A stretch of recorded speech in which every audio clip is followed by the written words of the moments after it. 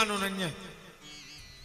बाबा जी तो अपने ही कमरा में जोर जोर से तारे बजा के और लग गए श्री राम जय राम, श्री राम जय राम। साहब की नींद खुल गई, गुस्से में आए, बोले बाबा अब भी मैं सोया था और क्या लग गया सुबह से श्री राम जय राम। महात्मा बोले तुम्हें क्या दिक्कत है? साहब बोले बाबा तू तो चिल्ला रहा है श्री राम जय राम और तेरे राम ने कर दी मेरी नींद हराम। क्या चिल्ला रहा है? क्यों 4 बजे से लग गया राम राम राम? क्यों करता है भजन? अरे महात्मा जी बोले भजन करने पर जो खिला रहा है उसको धन्यवाद तो देना पड़ेगा। अच्छा दुनिया में एक इंसान भर ऐसा है जो नमक हराम है। इंसान भर नमक हराम है, बाकी भगवान की पूरी सृष्टि में सब भगवान को धन्यवाद देते हैं, खाली इंसान खाता भी उसी का है और धन्यवाद देता नहीं। आप अंदाज करना कोई भी पक्षी,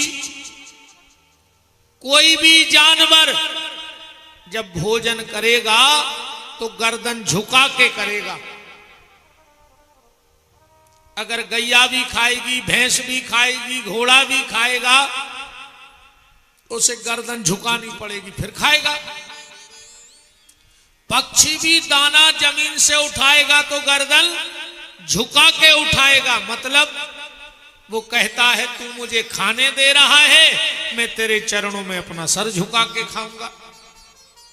अरे इंसान भर ऐसा है कि खाता है भगवान के नाम का पर गर्दन झुकाता नहीं, अकड़ के और चलने लगता है।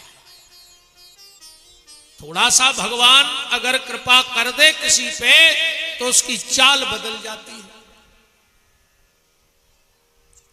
तो महात्मा बोले कि हम भगवान के नाम का खा रहे इसलिए गाना गा रहे। साहब बोले क्या ये बाबागिरी करने लगे, बन गए फक्कड़, हम ना खाएं तो भगवान खिला देगा। महात्मा बोले तुम्हें तो ठीक, तुम्हारे बाप को खाने पर। बोले जैसे हम ना खाएं, बोले खिला देगा, और बोले खाना चाहें, बोले नहीं खा पाओगे। भगवान ना चाहे तो कोई नहीं खा सकता। आदमी तब तक खाता है, आदमी तब तक खाता है जब तक भगवान के घर में उसका खाता है, और जिस दिन भगवान के घर में खाता बंद तो उसका यहां खाना बंद। भगवान ना चाहे तो तुम नहीं खा सकते। ग्लूकोज की बोतलें पीने पर है मर जाओ, अस्पताल में धरे रहो, को भगवान ने चाहे तो सब रिहे कड़ी भूल जाओ। अब भाई कहूं ये कहीं गन्नेटा आ गो घाम में तो इतनी से लेके भागे अस्पताल में, और हफ्तों से बोतलें चढ़े हैं जब ठीक हो जो। अब वो भी गारंटी नहीं कहो तुम्हें ग्लूकोज की बोतल चढ़ जाए और घर के गंगा जली बोतल में लेके घरे आ जाए तुम निपट जाओ। बताओ ठिकानों है। महात्मा बोले सुनो भगवान खिलाता है। साहब बोले अगर मैं ना खाऊं तो भगवान नहीं खिला सकता। महात्मा बोले खिला देगा, तो बोले आज शर्त बांधो, अब आज 12 बजे रात तक हम भोजन न कर, हम देखा तुम्हारा भगवान हमें कैसे खुआ रहा। और अगर 12 बजे तक हमने भोजन न करे तो बाबा जी जो दाढ़ी मुड़वा लियो, जो चमीटा फेंक दियो और हमारा बैग उठा के हमारे संगे रखो। बाबा जी बोलो फिर जा भी सुन ले, कहूं 12 बजे के पहले तुमने खा लाओ। तुझे टाई पेंट शर्ट फेंक दियो, धोती लपेट के माला लेके हमारे संगे हो जज्जो। बोले मंजूर है सर। 4 बजी रात में साहब ने सोची कि यार अगर शहर में रहे हैं तो हो सकत के भोजन करने पर को करा देवे। अब भूख लगे आई तो ऐसे हम जंगल में चले, चाहे मर जे हैं मन रोटी ने खे, जब सामने रहे ही ने कछु। 4 बजी रात में साहब गए भयंकर घनघोर जंगल में, एक बरिया के पेड़ पे बैठ गए। तो 12 बजे तक बैठे। आज 9 बजे रे सवेरे के कवि लोग जो कबीले होते थे बंजारे, 100-200 बंजारों ने आके और वही बरिया हती बड़ी सोके ने डेरा डाल लो। अब साहब बैठे ऊपर। साहब ने सोची बताओ रे जे भी आ जाइए, आए थे डेरा डाल वे। भोजन बनन लगे। अब साहब भूखे तो हते यो खुशबू आवे, पर साहब ने कही हम जब खाए हैं इन्हें पूरे भोजन बनके तैयार भई हते, जोनो हल्ला मच गो भागो डाकू भागो डाकू। सो बंजारों ने भोजन छोड़ो ताई और दौड़े पर गई। डाकुओं ने घेर लिया।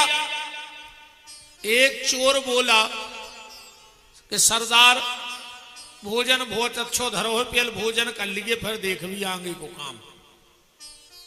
दूसरा डाकू बोलो रुक जाओ, ये पुलिस की कोई साजिश हो सकती है, हो सकता है इस जहर खाना में जहर मिला हो, हम लोग खाएं और मर जाएं। तो तीसरा डाकू बोला कि अगर पुलिस की साजिश है तो कोई ना कोई पुलिस वाला यहां जरूर छुपा होगा। अब साहब बरिया पे बैठे ही थे ऊपर। एक डाकू ने ऊपर को देखा, बोले वो बैठा सिविल ड्रेस में उतारो। उसको उतारा। बोले तुम पुलिस वाले हो? कहने लगो नहीं भैया। कहने लगे वो काय को बते कि हम पुलिस वाले आए? बोले इस जहर खाने में जहर मिला है? बोले नहीं मिला। बोले तो खा के बताओ। साहब बोले हमने खे।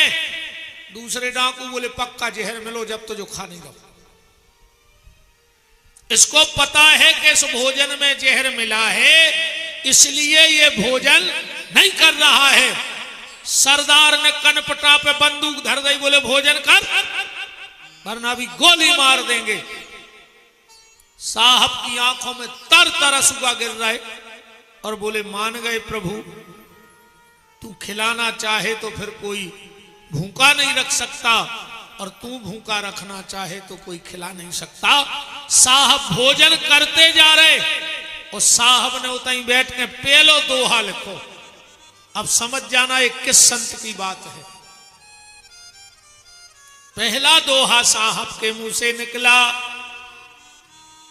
कि अजगर करे न चाकरी और पंछी करे न काम, उदास मलूका जा कहें कि सबके दाता राम।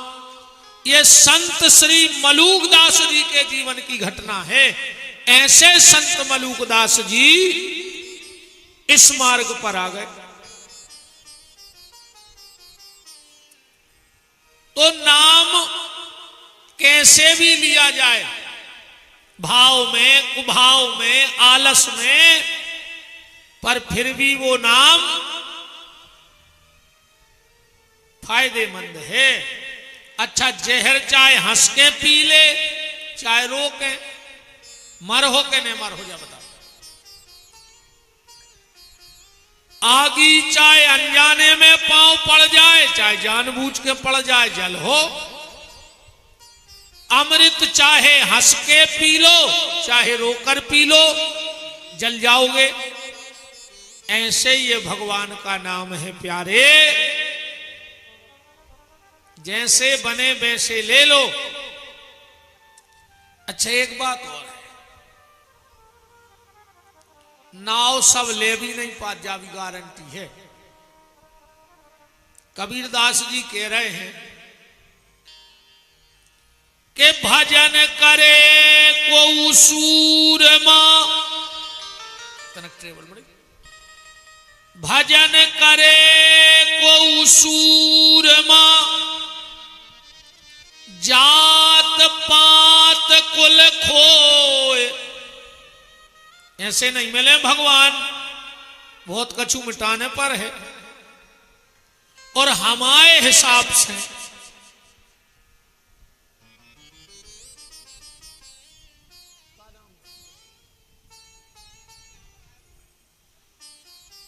एक सूचना है भैया, मैं संजीव ने तो कह रहे जब बिटिया गुम गई है या तो अपन सब खुद खा रही, ये तो झूठी बोल रहा है कमेटी वाले।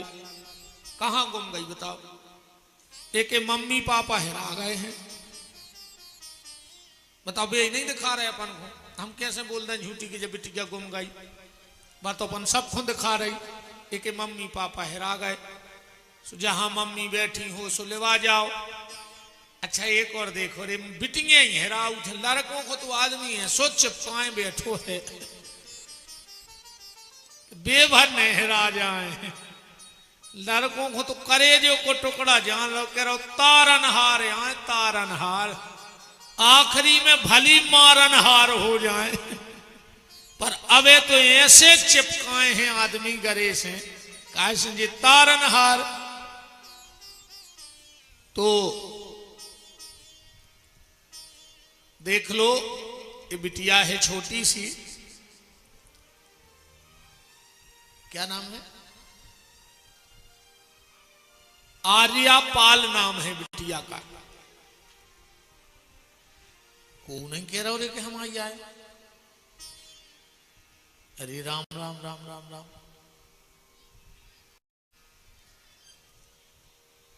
मिल गए मम्मी पापा? How how.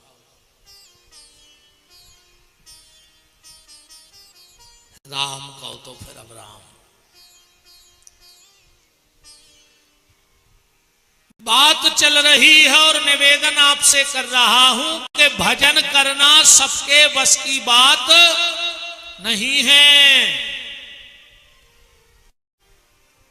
अन्य हमारी दम आए कि हम तुमसे भजन करा ले में। अच्छा एक बात बताओ, पानी मशीन में हो के जमीन में? पानी का है मेरे मशीन में के जमीन में? जमीन में रहते। अकाउ जमीन में पानी न हो तो मशीन कितना बड़ी ले आओ। जब तुम्हारे भीतर भक्ति नहीं आ तो हम क्या कर रहे हैं? कितना बड़ी मशीन होए, कितना गहरो गड्ढा होए, आखिरी में तो धूल ही उड़ने है कि नहीं उड़ने? भक्ति व्यक्ति के भीतर होती है। पर अब एक बात और उठे फिर कि जब तुम्हारे भीतर भक्ति है तो फिर ते आवे की का जरूरत है? का प्रवचन सुनवे के लाने आए हो? लगभग लगभग ज्यादातर किसान वर्ग बैठा है। जब तुम मोटर ले आओ तो ट्यूबवेल में कुआ में कसत हो तो पूरी मोटर कस के डायरेक्ट चटकनी चटका दे, पानियां लगत नहीं। आप पहले 2-4 बाल्टी पानी ना संडालने परत, भरने परत से एक्शन करें भरने परत। क्या सीधी मोटर कसी चटकनी चटकाई पानी। और वो भी जब फुटबॉल अच्छी हो, कब बासर खराब हो गए तो तुम मर जा, जो खेचत खेचत कुआ में से तुम ना ऐसे दारत जो वहां ऐसे कर जे। फिर आखिरी में क्या करत अपन पता है? कहने लगे यार घंटा होगा बस एक्शन भरा ही नहीं रही। बोले फिर? बोले ढूंढो तो अब गोबर ढूंढो के आम से अच्छा। अब घोर के बाल्टी में अब तो भरो, हम देखत कैसे नहीं भर रही से एक्शन। भरने परत गोबर के नहीं भरने परत। तो भक्ति को जल है तो तुम्हारे भीतर हम तो विदिशा में सेक्शन भरवे आए हैं प्यारे। जे के फुटबॉल अच्छे हुए बासर सो हृदय को जल पकड़ जे है, अको नहीं पकड़ रहो तो अगली बार भगवान गोबर भर के पहुंचे हैं के तो पड़ा बनो। भगवान के हमने पूरे रे तुम्हें 50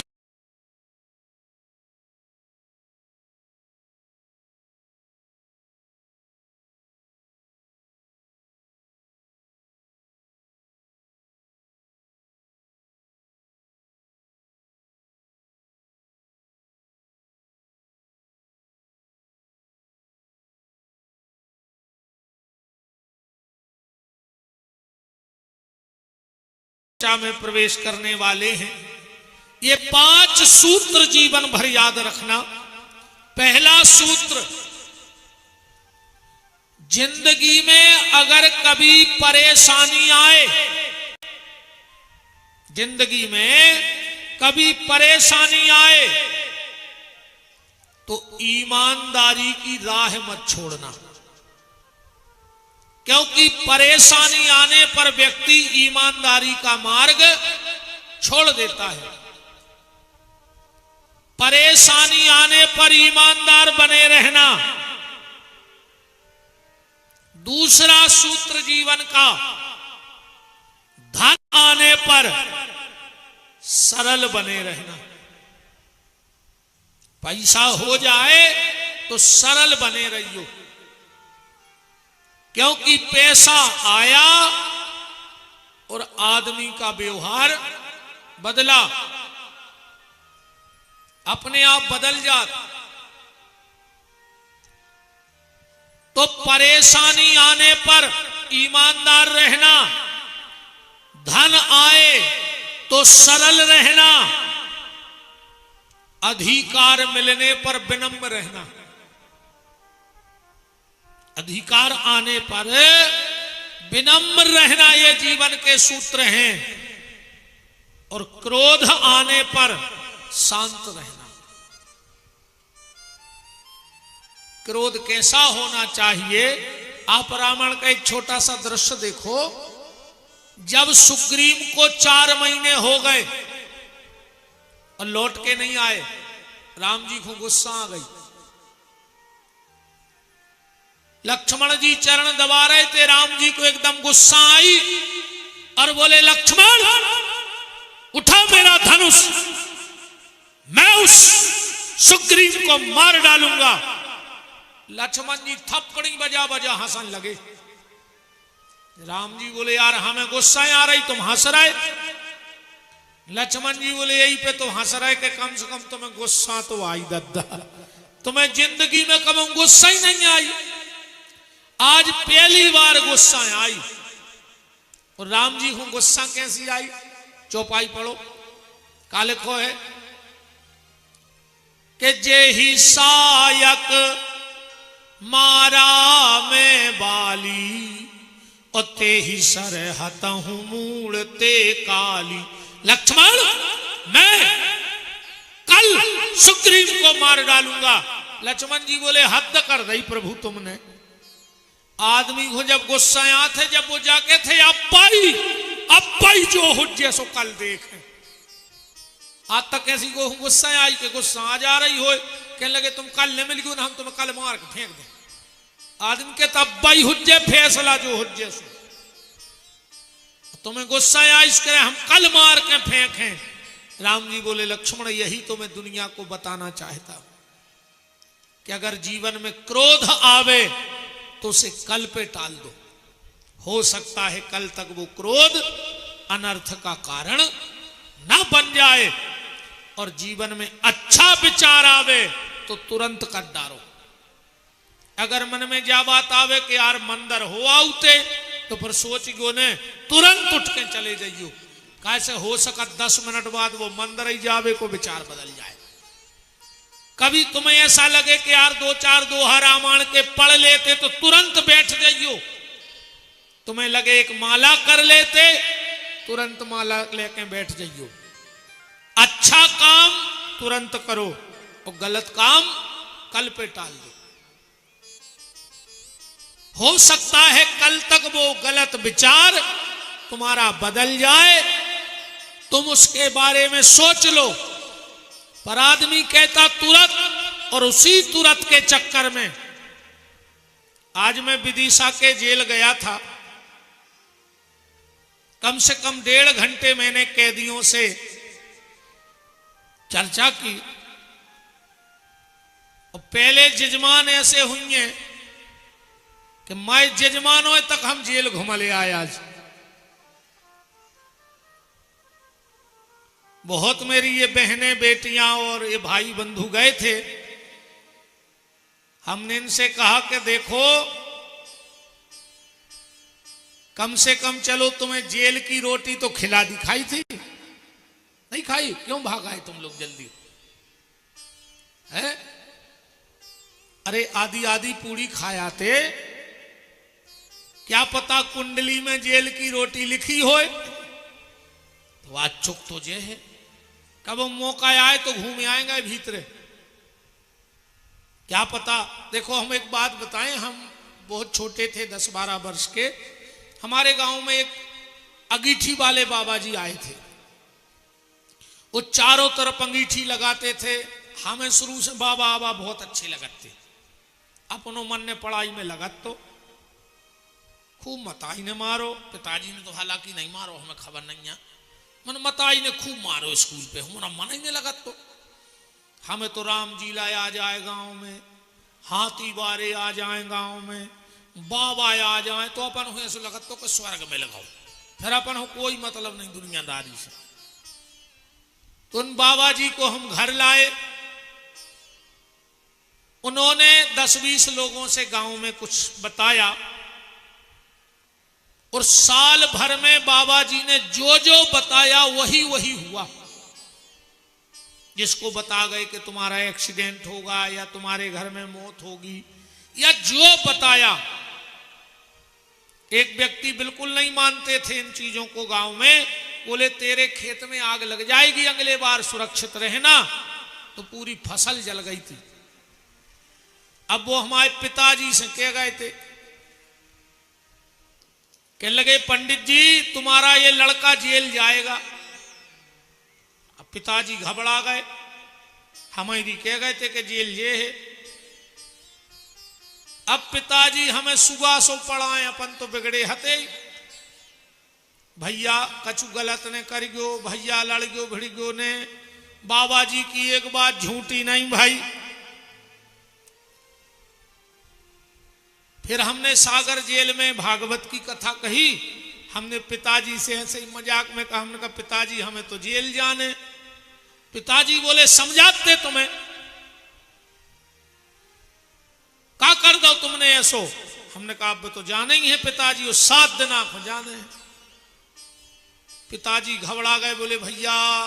अरे हमने कहा घबराओ ने पिताजी, भागवत करवे जा रहे, पर जा तो जेल ही रहे। उस संत की वाणी सिद्ध हो गई कि तुम्हारा बेटा एक दिन जेल जाएगा। तो 10-20 बेर हुआ है। फिर तो हम अलग अलग जेलों में होके आए, और आज हमारे संग लपेटा में जे जजमान भी हुआ है ना। बात हम ये कह रहे थे, जितने भी जेल में कैदी हैं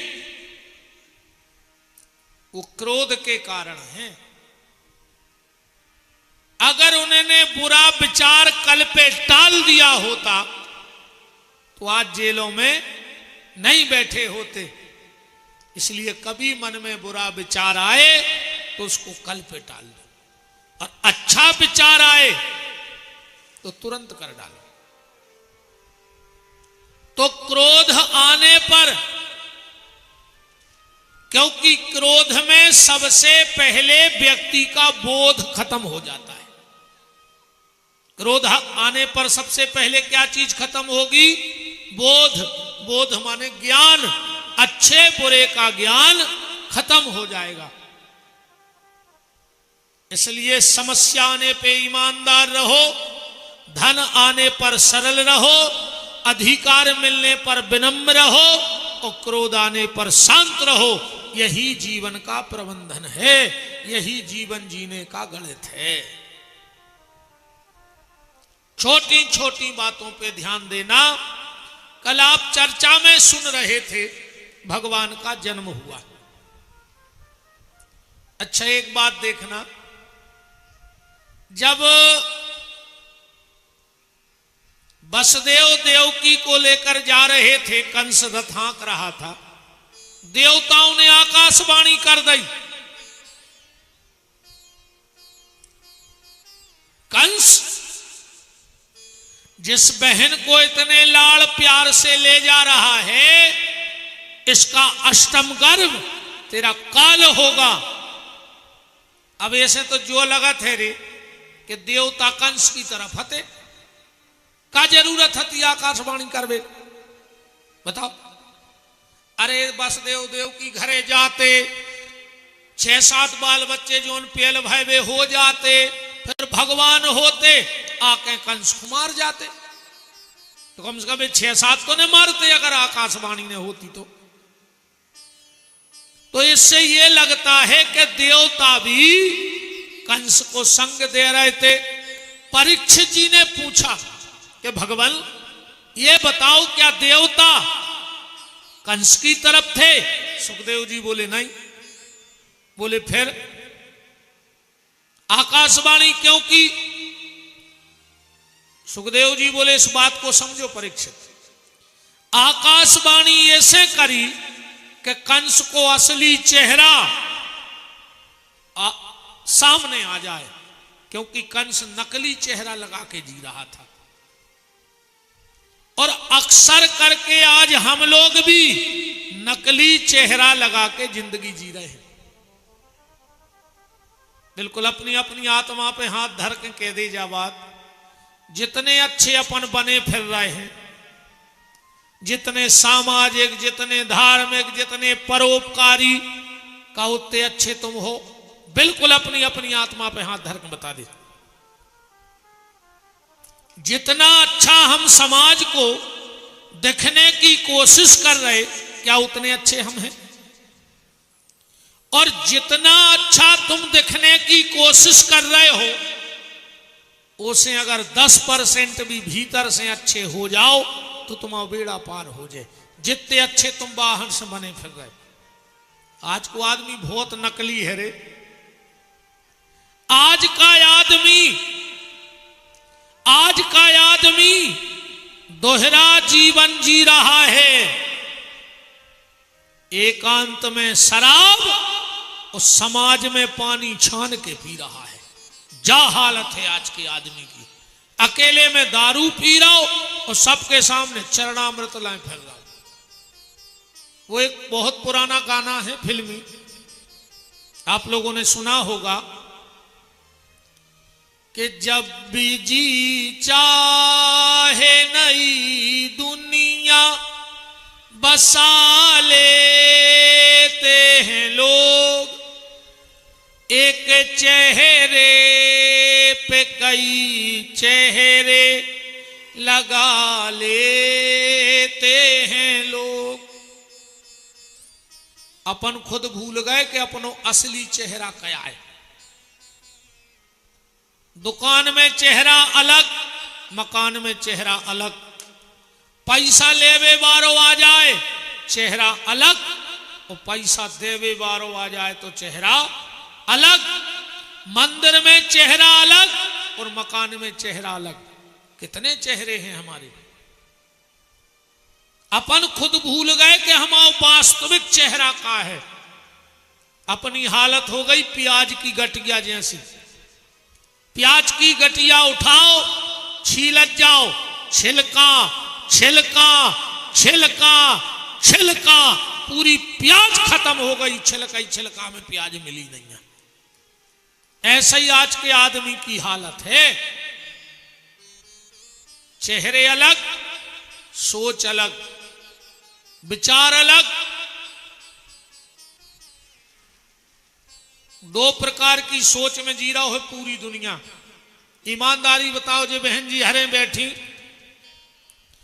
अगर दूध में माछी गिर जाए तो तुम्हारे दूध तुलसाने में सरा देत के नहीं सरा देत, फिर वो दूध खाद पियत नहीं अपन। और कहूं घी में माछी गिर जाए, आज तक को ने विदिशा में 2 किलो घी फेंको रोड पे कि माछी गिर गई थी। दूध में माछी गिरी सो दूध फेंक दो, और घी में माछी गिरी सो आराम से माछी उछता गई, कहीं जिज्जी धोखे से गिर गई।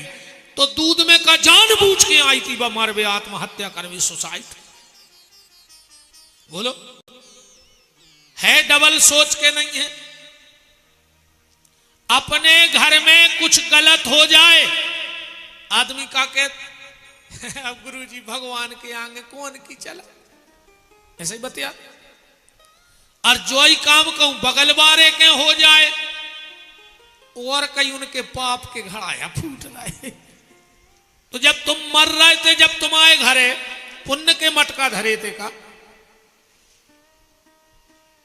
खुद का बच्चा अगर अच्छे नंबर से पास हो जाता है, गुरुजी रात भर सो नहीं है, इतनी पढ़ाई करिए साल जब नंबर आए अकूं बगल वाले को 1 नंबर ज्यादा लेके आ गओ और कई पैसा देखे करवा हो जब वो स्कूल जाते कब है। तो है ये सोच के नहीं।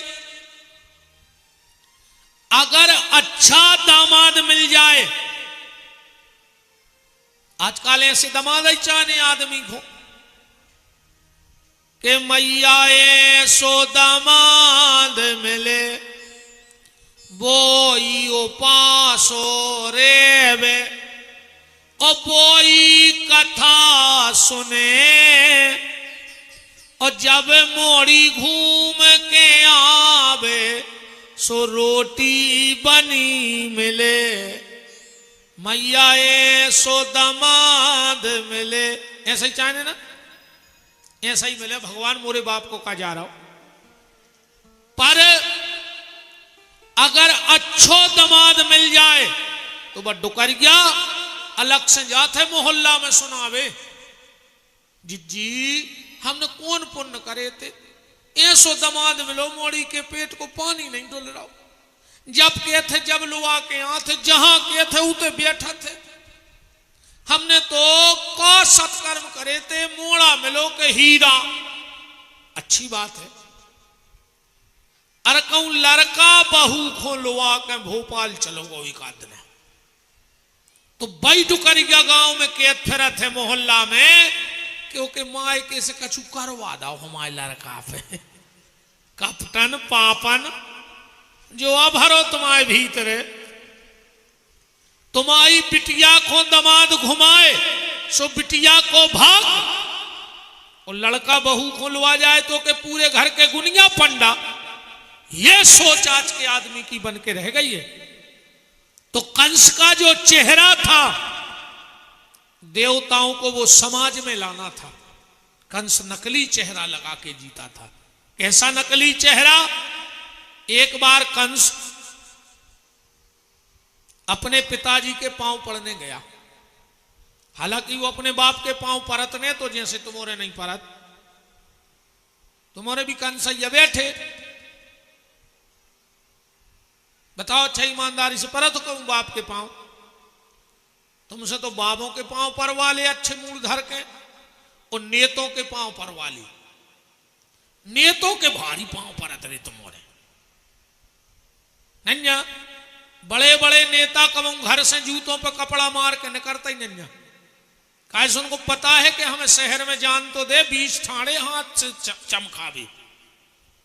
तुम बाप के पांव नहीं पर रहे, अन्यतों के पांव पर रहे। अगर तुम बाप के पांव परत रहे हो तो कोनो नेता के पांव पर भी की आवश्यकता नहीं है, पुलिस वकील के पांव पर भी की आवश्यकता नहीं है। तुम्हें मां बाप के भर पेड़ पड़ते रहना। कंस गया, उग्रसेन बैठे थे कुर्सी पे, रे जुबल को पांव में सिर रख दो, उग्रसेन खोस को आ गए कि बताओ रे जो पापी सुधर गो, जो सीधे ने बोला तो वो पांव पर रहो, पर वो पांव पड़ भी नहीं गाओ। तो उन पांव में रखो सिर, दो ही पांव पकड़े हाथ से और दो झटका और जेल में बंद कर दो बाप को। एक लाने का तो वो। अब ध्यान से सुनिए बात। कंस ने अपने बाप को जेल में बंद कर दो और कहूं तुमने घर में अपने बाप को बोल वो बंद कर दो हो, तुम्हारे मारे कहूं तुम्हारा बाप बोल नहीं पा रहा हो घरे, तो अच्छी बड़ी नेम प्लेट बनवाइयो और वो पे लिख दियो कंस जिला विदिशा। आदमी को पता तो रहे कि जो घर कौन को आए। तो मैंने कहा है विदिशा के कंस, अगर तुम्हारा बाप तुम्हारे सामने बोल नहीं सकता, बात तो तब है यार प्यारे, तुम वही दिना तक लड़का कहा है, बाकी तो लकड़ बग्गा कहा है हमारी नजर में। और तुम जैसी औलाद तो हो तो मर जाए, इसे अच्छे वे बहुदद्दा बजुआ अच्छे दूसरे जाजात के चक्कर में सेवा तो करे। तुम तब तक पुत्र कहलाने के लायक हो जब तक तुम्हारा बाप तुम पे अपना अधिकार बनाए रखे। जैसे बचपन में हम मचल जाते थे कि नहीं इस कलर का पैंट, ऐसे ही जूता, ऐसे ही कपड़ा। बात तो तब है जब बाप अधिकार से कहे तुम ऑफिस जा रहे और बाप कहे ऑफिस बाद में पेल चश्मा टूट गया एक हो सुधरवा के ले आओ, तब तक तुम लड़का कहा है। और जिस दिन तुम्हारे पिता को तुमसे कुछ कहने में संकोच लगने लगे, समझ लेना अब तुम्हारा जीवन धिक्कार है तुम्हारे लिए। मां बाप का बोलना बंद मत करना। और सियाने सियाने सुन ले रहे हमारी, अगर तुम्हारी घरवारी और तुम्हारा लड़का कहूं तुमसे जाके देवे कि अब तुम्हें का करने, चुपचाप बैठो और खाओ, समझ लियो घर के तुम कुत्ता हो गया। तो कुत्ता से खराब, कुत्ता को तो भौंकवे की परमिशन है, पर तुम्हें तो घरे अब भौंकवे की परमिशन नहीं बची। बिल्कुल रे, जिनको ये जा जाते हैं जोर रहे, ये कह रहा है चुपचाप बैठो। अब इनो रे ट्रेन पकड़ ले और वृंदावन भाग जा, जितनी सांसें बची वे सुधार ले। नर्मदा जी चले जा और कहूं जगाने मिले तो हमारे आश्रम आ जाओ, हम भागवत की व्यास गद्दी से वचन दे रहे, तुम्हारी आखिरी सांस तक तुम्हें भोजन करे हैं, तुम अकेले बैठ के माला करत रहियो हमारे आश्रम में। तुम सब जिंदगी में जाने के जो लोटा उठा के रख दे, अकेले सीताराम कहियो और भोजन करियो। कम से कम मैंने 400-500 लोगों के रहने की व्यवस्था बना दी आश्रम में। 400-500 लोग रह सकते हैं एक साथ।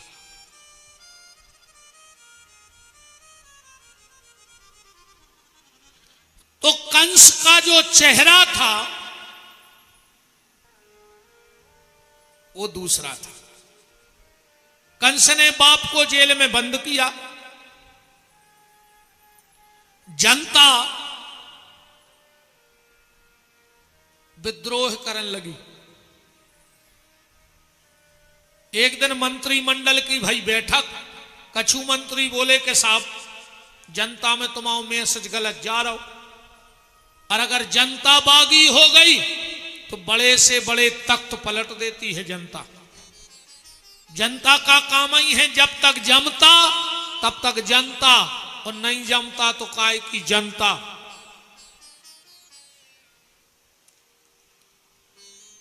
कंस बोलो कि जनता को अपने पक्ष में कैसे करने पर, मंत्री बोले कि एक आदि योजना निकाल दे। कंस बोलो तो जाओ घोषणा करवा दो कि मैं अपनी बहन चाचा की लड़की देवकी का विवाह अपने खर्च से करूंगा। पूरे में हल्ला पड़ गया कि कंस कन्यादान कर रहा है। मंत्री गए बोले साहब अच्छों में से जा रहा है। आदमी कह रहे बताओ, आदमी सगे बहन के ब्याह में तो खर्चा नहीं करे, जो चाचा की बिटिया के ब्याह में तो खर्चा कर रहा हो। कंस बोलो अच्छों में से जा रहा हूं। बोले हाँ, तो जैसे ही देवकी की विदाई होने लगी, कंस ने ड्राइवर से कहा हट जाओ, मैं खुद अपनी बहन को विदा करने जाऊंगा।